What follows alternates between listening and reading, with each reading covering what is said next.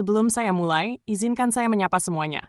Dari yang masih muda sampai yang sudah senior secara usia, dan senior juga secara pengalaman dikecewakan realita. Seperti kebiasaan lama yang selalu relevan, saya mau buka dengan satu pertanyaan sederhana. Masih sehat dan waras kan? Kalau jawabannya iya, alhamdulillah. Kalau ragu-ragu, tenang. Hari ini kita tidak sendirian. Kenapa saya tanya?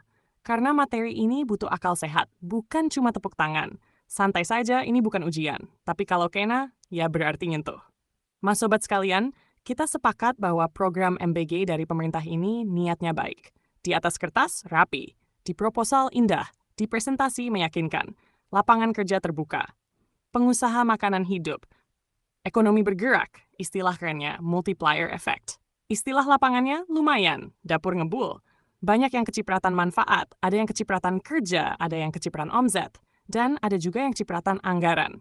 Nah, yang ini biasanya bajunya paling rapi. Masalahnya begini, di konsep MBG itu bergizi. Begitu sampai ke lapangan, kadang gizinya tinggal wacana. Kenapa bisa begitu? Karena ada vendor yang terlalu kreatif. Bukan inovasi improvisasi anggaran. Dipangkas, disunat, dikecilkan atas nama efisiensi. Padahal yang dipotong bukan biaya rapat, tapi hak masyarakat. Akibatnya apa? Makanan yang harusnya sehat berubah jadi uji nyali pencernaan. Bahan-bahannya bukan tidak layak, tapi seperti sudah capek ikut hidup.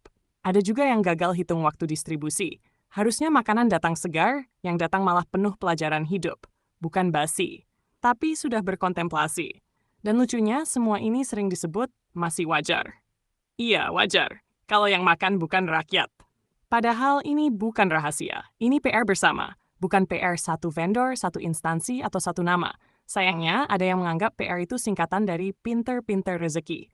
Selama laporan aman, selama tanda tangan lengkap, selama foto dokumentasi bagus, rasa makanan jadi urusan belakangan.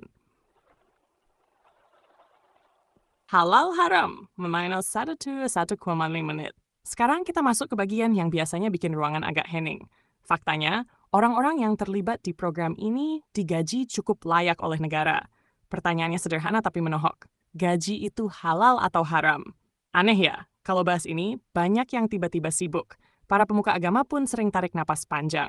Bukan karena nggak tahu, tapi karena topik ini rawan salah sambung ke tender. Saya bantu luruskan. Uang haram itu bukan soal besar atau kecil, tapi soal cara. Kalau uang itu didapat dengan mengurangi hak orang lain, menurunkan kualitas demi cuan, memotong anggaran yang bukan haknya, dan bikin masyarakat yang harusnya terbantu malah dirugikan. Maka uang itu mungkin sah secara administrasi, tapi cacat secara nurani. Ingat, rezeki itu bukan cuma soal masuk ke rekening, tapi soal tenang atau tidak saat dipakai.